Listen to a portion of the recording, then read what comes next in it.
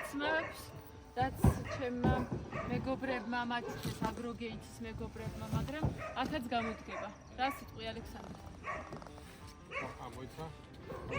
არა, ჩემია. დავედი. რას ვკრებთ? ოცხანურ საფერის. კაი, მე მზადია.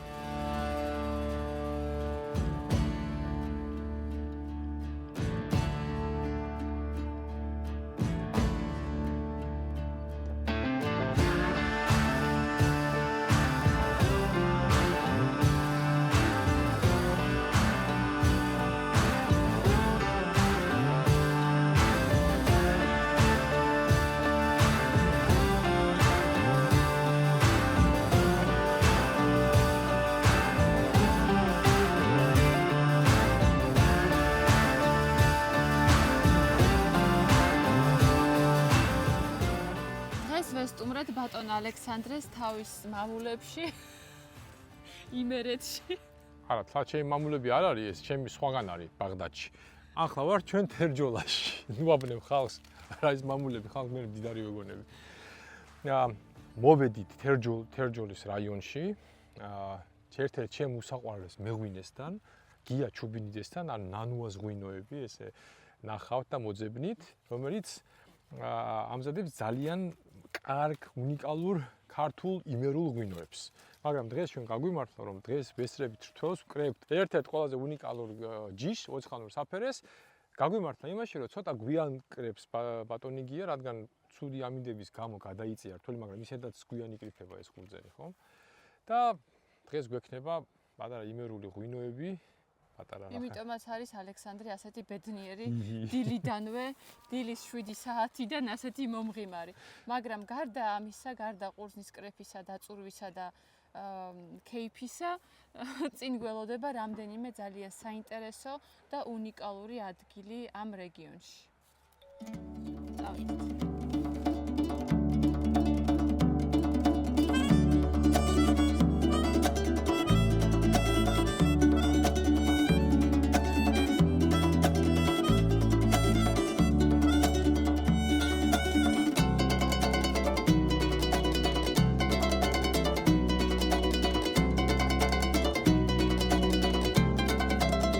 ჩვენ ვიყოფებით საზანოში, ერთ-ერთ უძველეს სოფელში და უძველეს დასახლებაში, ძალიან საინტერესო და ისტორიულ სოფელში. თვითონ სახელიც ამაზე მეტყველებს, სხვა რომ ვთქვათ, ნაკლებად გქონდეს ინფორმაცია მის წარსულთან დაკავშირებით.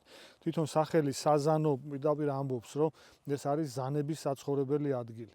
და აქ გამავალი მდინარეც, ძუსაც და სხვა ტოპონიმები, ვთქვათ, ჩიხორი, ჩხარი, სიახლოვე, ის პატარ-პატარა ტოპონიმები მას მეტყველებს, რომ ეს იყო უძველესი დასახლება და სავარაუდოდ ეს არის სვანური, უძველესი ქართველური ენიდან სვანურისგან და სვანებისგან დაქმეული სახელი. იმიტომ რომ სხვა ბევრი ტოპონიმი გვხვდება სვანური ენისაგან ამ არემარეში და დღესაც რომ სვანები მეგრელებს მაგალითად ზანებს ეძახიან და იგივე სამეგრელოში მდინარე გვაქვს ზანა.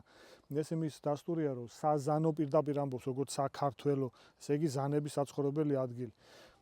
და მდინარე ძუსა აქ გამავალი, როგორც ვახუშტი ბატონიშვილი წერს, ის ძუსას მაგივრად მოიხსენიებს ზუსას, მაგრამ შეიძლება ეს იყოს ნაწარმოები ისევ სვანური სიტყვიდან ზუღა და ანუ როგორც ზღვის წყლის აღმნიშვნელი სვანური ენიდან გამომდინარე. და საზანო ბევრი იცნობს, რომ რაღაც თითქოს ორი რაიონის შემოდგომლობაში ეს უბრალოდ საბჭოთა პერიოდში გაყვეს ზედა და ქვედა საზანო. საზანო არის ერთი ისტორიულად და ერთი სოფელი ვარ. დღეს ჩვენ ვიმყოფებით, ასე რომ ვთქვათ, საზღვარზე. ეს იურიდიულად ეკუთვნის ზესტაფონის რაიონს, ქვედა საზანოს და ფაქტიურად არის საზანო და საზანო არის ერთ-ერთი ლამაზი, კარგი და კარგი ადამიანების სამშობლო და კარგი სოფელი.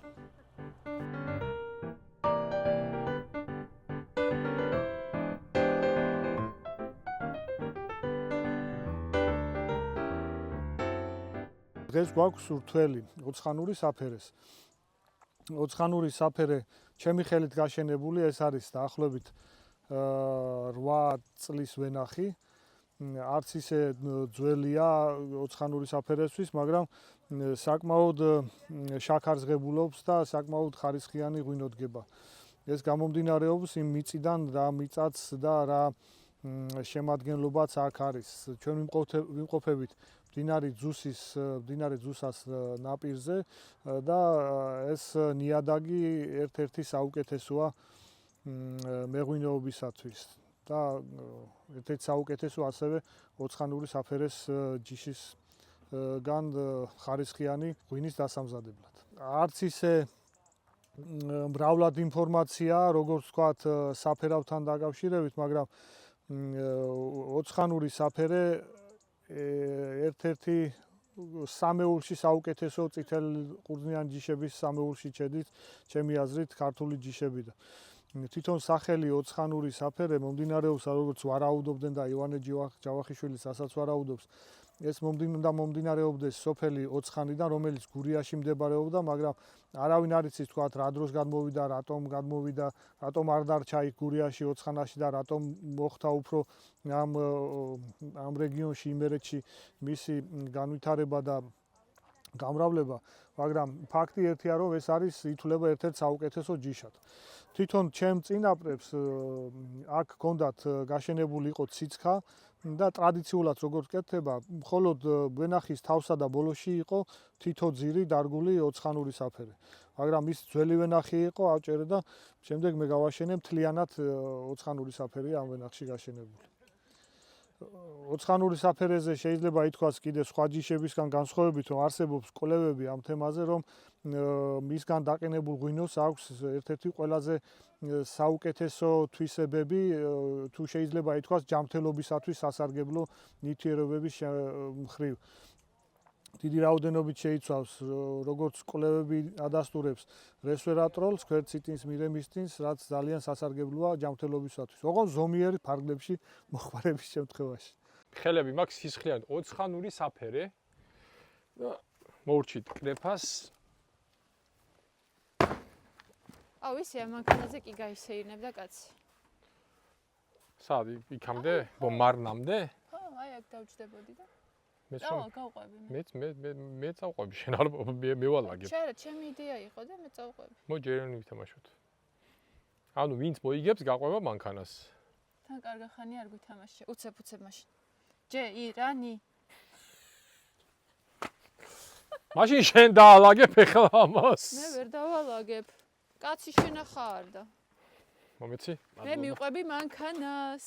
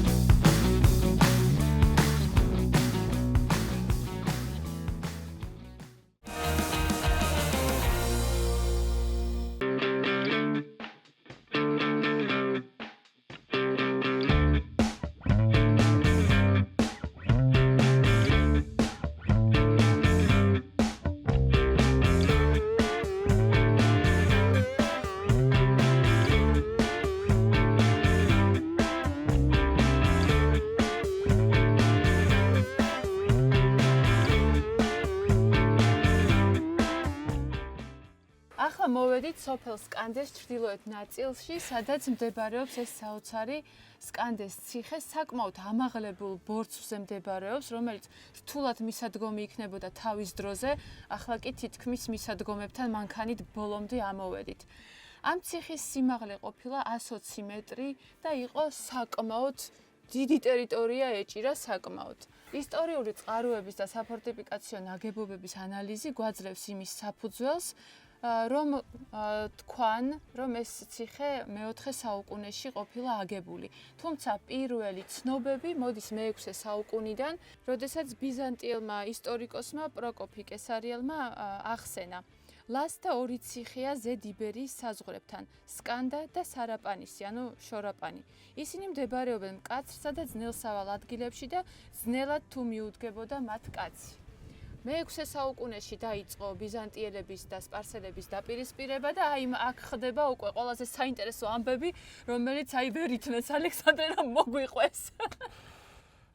შენ გულისხმობდი დიდი ომიანობა ეგრისში, რომელიც საქართველოს ისტორიაში ყველაზე ხანგრძლივ საომარ მოქმედებად ითვლება, რომელშიც მონაწილეობდნენ ერთმანეთის წინააღმდეგ აღმოსავლეთ რომის იმპერია, ანუ ბიზანტია და სპარსეთი, ანუ ირანი.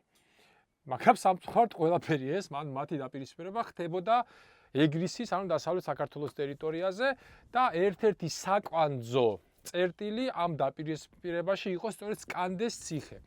და სანამ უშუალოდ გადავალ ამ ამბავზე, თუ არ დაგეზარებათ და ნახავთ რუკაზე, დღეს სკანდე არის, ჩავთვალოთ, რომ ცენტრალური გზებიდან საკმაოდ პერიფერიული, ხო? მაგრამ უწინ პირიქით სწორედ ცენტრალური გზა აღმოსავლეთიდან დასავლეთიდან შესაბამისად ჩრდილოეთისკენ, აი სწორედ აი აქ გამოდიოდა, თუ გახსოვთ საჩხერეზე რო გქონდა გადაცემა, აი მანდ ვახსენებთ ამას და ვამბობთ, რომ საჩხერეზე გადადიოდა ერთ-ერთი მნიშვნელოვანი გზა დაკავშირებელი აღმოსავლეთ დასავლეთისა და თუ აი აქედან იშლება ფანტასტიკური ხედი, ყველაფერი ჩანს. ზეკარის უღელტეხილი, რიკოთის გზა, შორაპანი, კოლხეთის დაბლობი თითქმის მთლიანად და სკანდეს ციხის აღება ძალიან ბევრი ისტორიკოსი აღნიშნავს ამას და მაგიტომაც იყო ერთი ამბავი ამ ციხეზე, რომ ამ ციხის ფლობა ფაქტიურად აძლევდა უზარმაზარ უპირატესობას მთელს იმერეთზე, მანამდე ეგრისზე და ზოგადად დასავლეთ საქართველოზე გასაბატონებლად. ამიტომ, ნახეთ აქ დიდი ომიანობის დროს ჯერ ბიზანტიელებმა გადაწვეს ის, რომ ირანელებს ხელში არ ჩავარდნოდათ. შემდეგ და 551 წელს, თუ 553 წელს შეიძლება ვწდები, მოგეთ დიდი ომიანობის შუა პერიოდში ირანელები მოდიან, აღადგენენ ციხეს, რომ შეიქმნა პლაცდარმი უკვე ბიზანტიელების წინააღმდეგ. ანუ ამ ციხეს ამბებია გადახდილი, ამაზე ცალკე სერიალი უნდა ჩაწერო განსაკუთრებით. უკვე სამეფო კარის თამაშები როგორც შენ წინაღა ნახსენე. სამეფო კარის თამაშები, რომელიც მიდიოდა, როდის საქართველოს დაიშალა იმერეთის სამეფოში, ერთმანეთს უფლისწულები ალექსანდრე კონსტანტინე ბაგრატ მეხუთე იქ მამია გურიელი ჩაერია, ლევან დადიანმა აიღო დაანგრია, გადაწვა, მერე კიდევ აღაშენეს ბაგრატ მეხუთემ საზაფხულო რეზიდენტთა აქცია, მერე მანამდე უпроსტად მერე სვიმონ პირველი ქართლის მეფე გადმოდის, რომელიც იპყრობს ამ ციხეს და მას ემხრობა წულუკიძეები, წერეთლები და სხვა რამოდენიმე დიდი თავადი. შემდეგ ისიც მარცხდება და მოგეთ არის ერთი დიდი ამბავი გაწია გამატარე მართლა ამ ციხეზე, რამოდენიმეჯერ დაინგრა, რამოდენიმეჯერ აღადგინეს. უბრალოდ გადაცემის ფორმატი არ გვაძლევს ახლა იმის საშუალებას, რომ ესე დეტალებში ჩავყვეთ, რადგან აი 10 წუთი ვერ მორჩევით ამაზე საუბარს.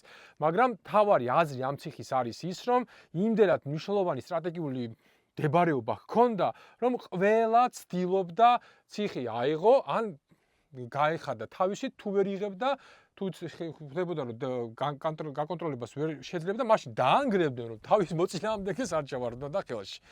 აქ სხვათა შორის საინტერესო რამოდენიმე ფაქტი მახსენდება. კახეთის ძალიან ცნობილი მეფე თეიმურაზ პირველი, რომელიც მისი ტრაგედიული ცხოვრება როგორც მეფე პოეტი ასევე თეიმურაზ პირველი, მან ცხოვრების ბოლო წლები გაატარა სწორედ სკანდეს ციხეში. ნახე რა მხოლ არწივია. ჩვენ დაგტრიალებს.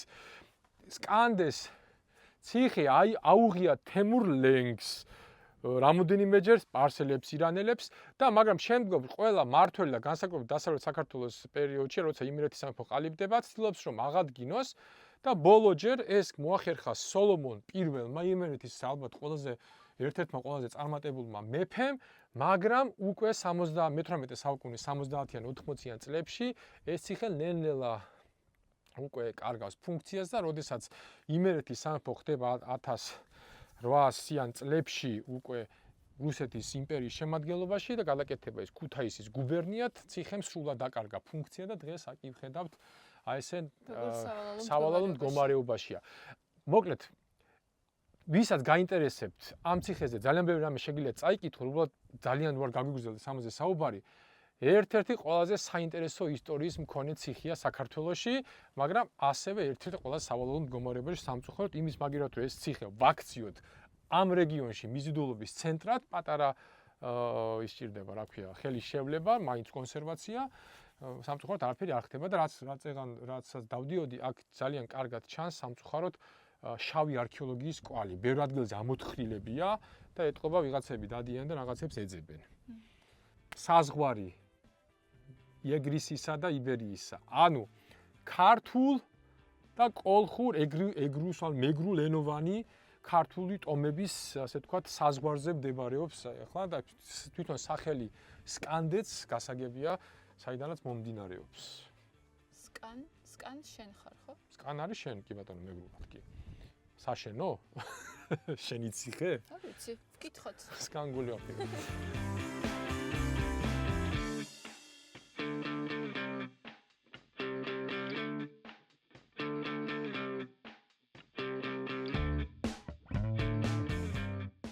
აი აქ როგორც ჩანს იყო ქვევრები. აი აქაც არის 40 არის ჩვეულებრივად ქცეული ეს ქვევრი. აქაც ეტყობა ქვევრი არის, იმიტომ რომ მომრგვალებულია და აი აქ თიხის ნარჩენები არის და ესეც ქვევრი იქნებოდა და ნახე რა საშინელ მდგომარეობაშია შეხედე. არდა რა საინტერესოა, მაგრამ იმდენი ხანი არ გაწმენდილა ეს, რომ აქ უკვე მალე ხეც ამოვა. სამწუხაროდ.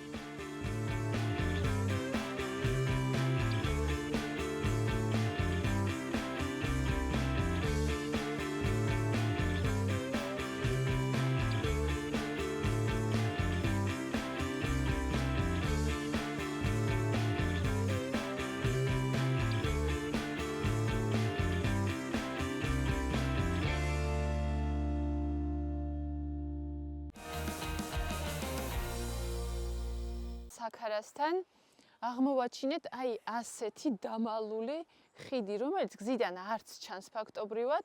უბრალოდ აქეთ მოვდიოდით, გადმოვუხვიეთ და ვიფიქრეთ ეს რაღაც მწვანე უცნაური საფარი აქვს ცენტრალური ხიდის გვერდით რაღაცას. გავჩერდით და აღმოჩნდა თამარის ხიდი, რომელიც მე-12 საუკუნეში ყოფილა აშენებული. კი, ნამდვილად ზოგადად ყველა ხიდს განსაკუთრებით დასავლეთ საქართველოში თამარს მიაკუთვნებენ. მაგრამ უმეტესი მათგანი აბსოლუტურად ცდება თამარის პერიოდს და უმეტესი მათგანი აშენებულია ბევრად ადრე. მაგრამ ჩვენთან რატომ უკავშირდება ძალიან ბევრი ინფრასტრუქტურული პროექტი თანამედროვე სიტყვებით ჩავრთოთ თამარს, რადგან როგორც ასე ოქროს ხანის პიკი და დასასრული ქართველთა მეხსიერებაში დაილექა როგორც რაღაცნაირად წარმატების სიმბოლო და მას შემდეგ მის მიერ იყო თუ მის დროს აშენებული თუ მანამდე თუ მერე ყველაფერს მიაწერდნენ თამარს. ხოლო ეს ხიდი შეიძლება თქვას რომ გამონაკლისია, იმიტომ რომ ეს არის მე-12 საუკუნე, თამარს თუ არა მის მამას გიორგი მე-3-ის პერიოდში ნამდვილად არსებობდა და რაც თავარია 850 წელზე მეტია ხიდი არსებობს და დღემდე არის, კარგ მდგომარეობაშია ძალიან. კოსმეტიკური შეკეთება სავარაუდოდ ჩაუტარდა, მაგრამ გვერდზე აი ეს ხიდი ძალიან ცუდად მიადგეს, მაგრამ ეს ხიდი რო არ იყოს, დღესაც გადაევლიდა მანქანაზეთ. და რაც თავარია არის ორმალიანი ხიდი, ნახეთ, ერთი და მეორე, როგორც წესი, მთლიანად თაღოვანი ხიდებია. ძალიან ლამაზია. ძალიან ლამაზია და ასეთი ხიდები გვაქვს ათეულობით. ერთმალიანი, ორმალიანი, ხუთმალიანიც, მაგრამ რაღაცად არ ვაქცევთ ყურადღებას. აი უფრო ეკლესია, ციხე, მონასტრებზე გვაქვს. ხო, ასე მოიხსენე, რაღაც ხიდია რა. არა, ინფრასტრუქტურა იყო ეკონომიკის წარმატების საწინდარი და მაშინ რატო კი ოქროს ხანა? იმიტომ რომ იყო საირიგაციის სისტემა, იყო კარგი გზები, იყო კარგი ხიდები და ეს განსაზღვრავდა ქვეყნის წარმატებას და არა მხოლოდ ის გმირობით ბრძოლა.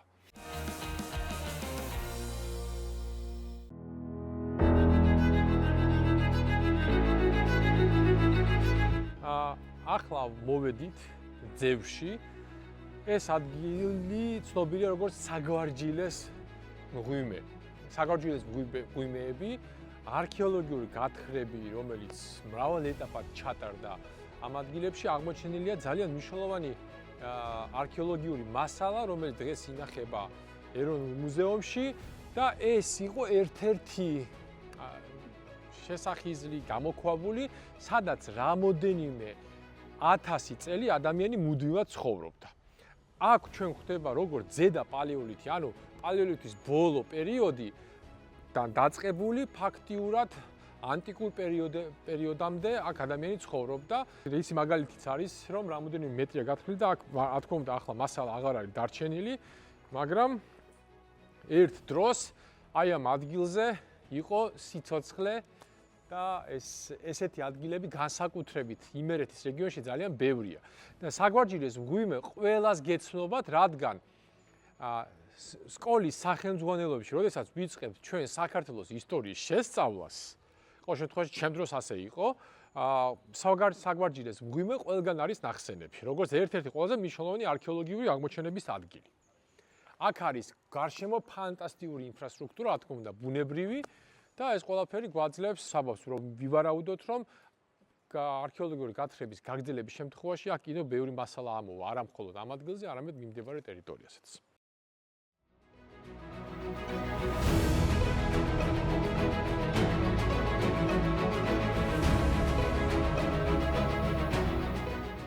საგვარჯილეს გამოქვაბულის მოპირდაპირე მხარეს გვხვდება ეს საოცარი ხედი, კლდის უზარმაზარი მასივი, სადაც არის ძალიან ბევრი გამოქვაბული და ეს არის სწორედ ძევრის სახიზრები. შუა საუკუნეების დროს ამოუშენებიათ ამ გამოქვაბულების ნაწილი და იყენებდნენ როგორც თავშესაფარს. ამ გამოქვაბულებს შორის ჰქონდათ ძალიან ვიწრო ბილიკები მოწყობილი, რომლის წყალობითაც გადადიოდნენ ერთი გამოქვაბულიდან მეორეში. აქედანაც მოსჩანს, რომ ზოგიერთ გამოქვაბულს აქვს კედელიც ამოშენებული. იმედია, შევძლებთ იქ მოხვედრას, ყოველ შემთხვევაში ვეცდებით, იმიტომ რომ მართლა ძალიან საინტერესო ადგილი აქ პირველად ვართ მეც და ალექსანდრეც და უკვე აღფრთოვანებული ვარ. წავედით ახლა ვნახოთ.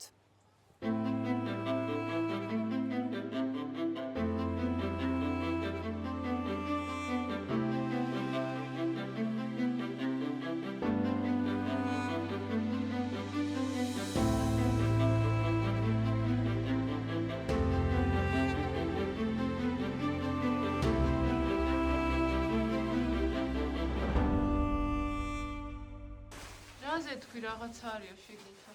არა ეს რა გუბობო გამოიწოცხო დიდი ბაკი. აი რა გუბობო კი არის თქვი პრესი ყოისა.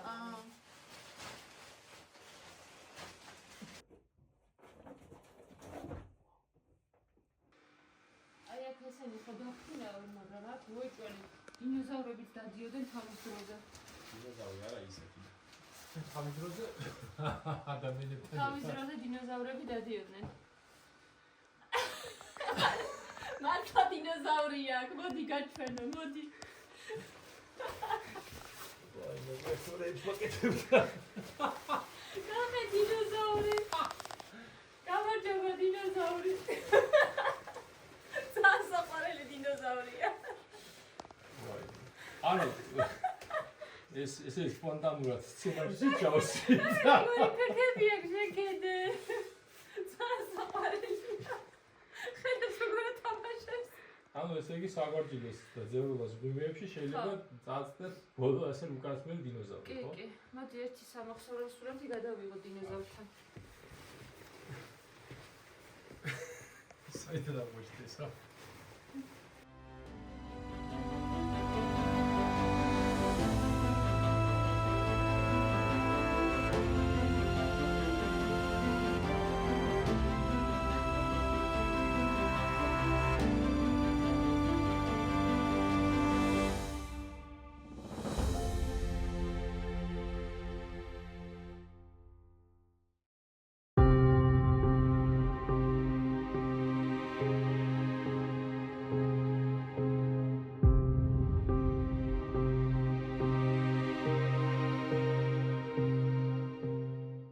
ძევრის მღვიმეებში 35,000 წლის წინ პირველ ყოფილი ადამიანები ცხოვრობდნენ. ახლა პატარ-პატარა ბილიკებით მივყავართ სხვადასხვა მღვიმესთან. ზოგი მათგანი საკმაოდ ღრმაც არის, ზოგი რთულად მისასვლელი. ზოგან სპეციალური აღჭურვილობის გარეშე საერთოდ შეუძლებელია მისვლა. ჩვენ მაქსიმალურად ვეცდებით მღვიმეების დათვალიერებას, რასაც შევძლებთ, რასაც მოვასწრებთ.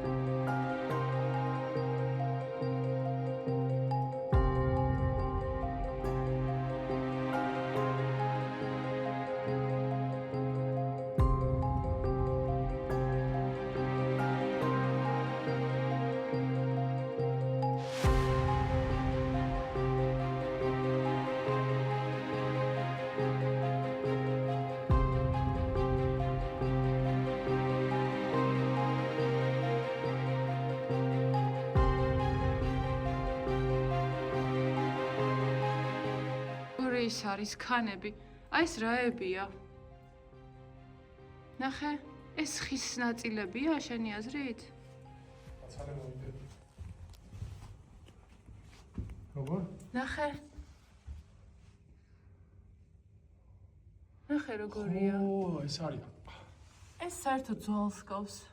ეს ერთი ვარიანტია, რომ ან შინითვე გაქვეყნებული ქანებში, ან უკვე თვითონ ნიპირყოფილი ადამიანების მიერ არის შერჩობილი, მაგრამ მე უფრო პირველი ვარიანტი მგონია.